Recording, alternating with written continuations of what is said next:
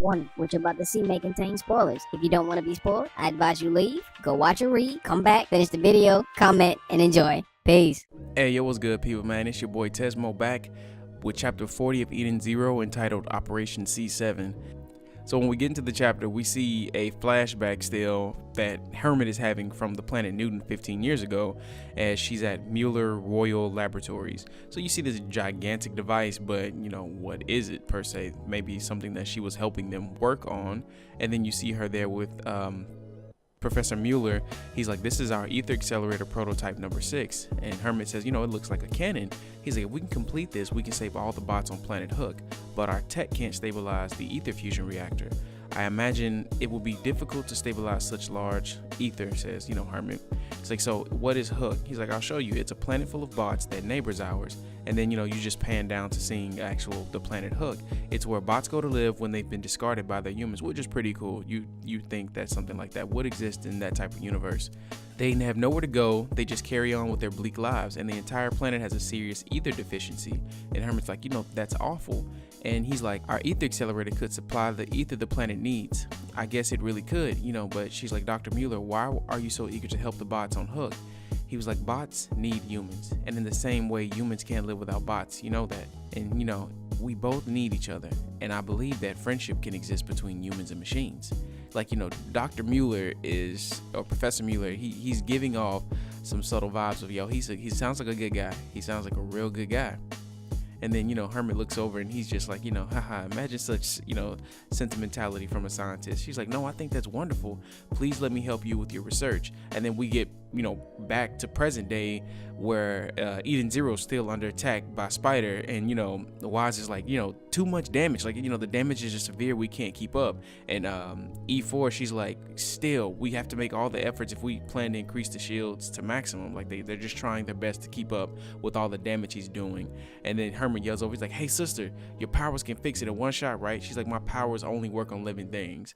So, you know, she's like, and since we don't have all 4 of the shining stars, the Eden Zero isn't still alive yet. So I'm like, what's this ship gonna be like once they get the last remaining star? I mean, as I said, folks, we know Pino may someday, or she will someday, become an essential part of the stars within Eden Zero. She'll become something in addition to that. But for now, that, you know, that just piques my interest. So, you know, you see Mastroy in the background, like, still trying forever to push where it says don't push on that belly button. Yo, all I know is the day he pushes that button on his stomach, he better transform into something godly. That's all I gotta say. Like, Mashima, give me something godly. That's all I want to see, is him like push that button and then his whole body configures into like a battle mode. But let's just get back into it. So Spider's like just sitting there laughing. He's like, how long till you're all blasted to smithereens? This is what happens when grunts oppose me, you pathetic faces. So you're still seeing everything in the dress room just, you know, exploding all around Hermit, and Shiki's banging on the door like, you know, Hermit, open the door. And Pino and Happy are chiming in too, you know, like, you know, just yelling her name.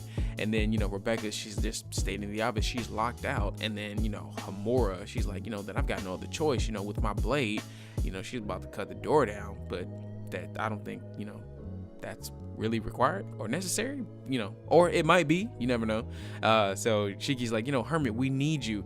The others, you know, no one can save us. You're the only one who can save this ship. She's like, you're the only one who can save them.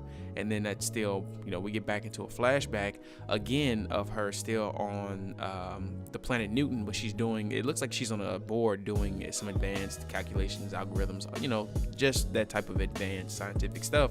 She's like, I'm the only one who can save them. As the other scientists are gathered around, saying, Hermit, are you sure you're not working too hard? Like, you need your rest? She's like, don't worry about me. I've almost completed the formula that will stabilize the ether fusion reactor.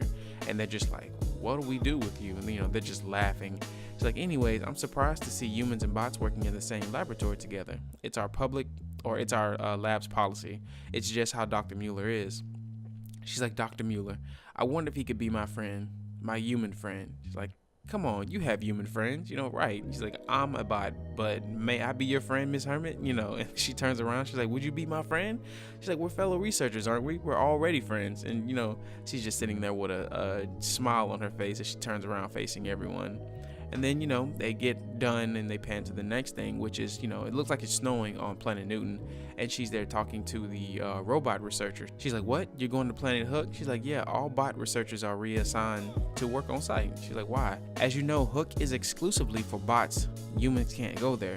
But all of you, that's just how massive this project is. We have to set up receivers to catch the ether from the accelerator. It's a very important job. It's like, no one told me anything about working on site. She's like, you're needed here with Dr. Mueller and the ether accelerator. But what if it doesn't work? It's not like it would kill us. It's a device that you created. I know it will work. And she's just smiling. This plan is going to save many bots. That's incredible. And when it's over, when I want to think of something I can do for humans, if I know the doctor, I bet he'd say, then just give me a shoulder rub. You said it. They just sit there laughing. So on day 18th, month 2 of the year 477, Operation C7 begins. And Dr. Mueller there with the rest of the team, just all, going about their normal business. He's like, the time has finally arrived. We have reports from on site that the receivers have been set up. The ether accelerator, all systems green. So it's looking good right now. Hermit's a little nervous, she has a heart, I believe, but she's sitting there like just thumping. It's beating out her chest. And Dr. Mueller comes over, he's like, don't worry, your calculations were perfect. And he pats her on the back and she's just like, yes, sir. She's like, Dr. Mueller, when this is over, would you please be my friend? She yells it out so eagerly and enthusiastically. He's like, aren't we already friends, my dear? And the rest of the lab team just gets to laughing, and she's just agreeing like, yes, we are. So let us begin. They commence the firing of the accelerator. So you see it, building up the energy and getting ready to discharge as they count down to, 4, 3, 2, 1, and it lets off an amazing beam. Looks like a Kamehameha wave of some kind just shot off into the sky, headed towards the planet Hook. And she's like, now the planet Hook will finally have enough ether. All the bots will be safe. But then something goes wrong. You see like all these emergency signs and warnings, and there's the researchers reporting in from the planet, like, Planet Hook's ports are, we're having problems. Like the receiver is not compatible with the ether discharge. So, all the different bots who are on site are just reporting in from the different porting stations. And, Hermit's sitting there looking like, what? She's like, if you don't shut down the ether cannon, Hook will suffer. And all the the professors are just silent. They're just looking away. And she's like, what?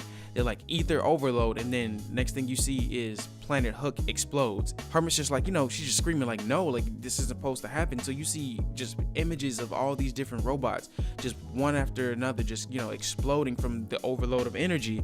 And, Dr. Mueller just change of face, just sitting there like, yes, we did it. And the rest of the team's just, doing the exact same thing, raving like, woo. And she's like, what? So Dr. Mueller turns around and shouts, dispose of that piece of junk immediately. And the rest of the guys just turn around with their guns, like, getting them loaded. She's like, what is happening, Dr. Mueller? He's like, heh, don't tell me you haven't figured it out. Honestly, you androids were all so worthless. What you've been building was a weapon, an ether accelerator cannon. Yes, your CPU brain had some tiny worth, so you used your superior intellect. And she's sitting there crying. He's like, it was my plan to rid us of the garbage, both in the lab and on the planet Hook. Operation Cleaner.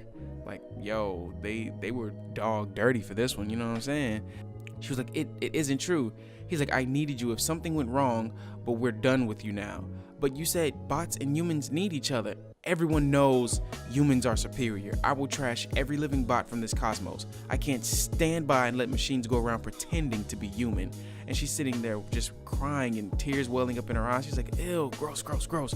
Get rid of her now. Kill her, kill her. And, whoa, one of the other doctors, comes in and steps in away. He's like, now, Dr. Mueller, just calm down. The first plan succeeded, but I think she still has uses. And he's like, And she's sitting there, just still, she can't understand what's going on, just crying. He's like, let's make her a test subject for the ether separator. He's like, ooh, I like it. That sounds fun. And as they reach for Hermit, she's just, crying out no, and you still see the shoulder rub coupons that she allegedly created for the doctor drop to the ground. And chapter 40 ends. But yo, man, I literally called it, y'all. I called it. I knew for a fact that what she done on that planet, or what she helped those humans in particular do, was probably the reason or the start of everything that led her to be how she is now. And I'm usually not right a lot of times when it comes to speculation. I mean, we knew it had to be something with someone or some other type of humans who caused her to be this way, but I didn't think it'd just be so blatantly like this. Like, I knew they had to misuse her technology of some kind, and that's it. So I'm looking forward to chapter 41, man. This one right here was definitely a 10 for me, just from the build, the information we got. And I mean, next chapter, hopefully we'll still get to see some more of the backstory, as kind of twisted as it is, or how messed up that it may be that Hermit is suffering. I would like to know more of what was done that caused her to be how she is, and then we can actually jump back into her mounting up an attack and fully cybernetically kicking spiders. But other than that, y'all, man, I'll holler at y'all later. Peace.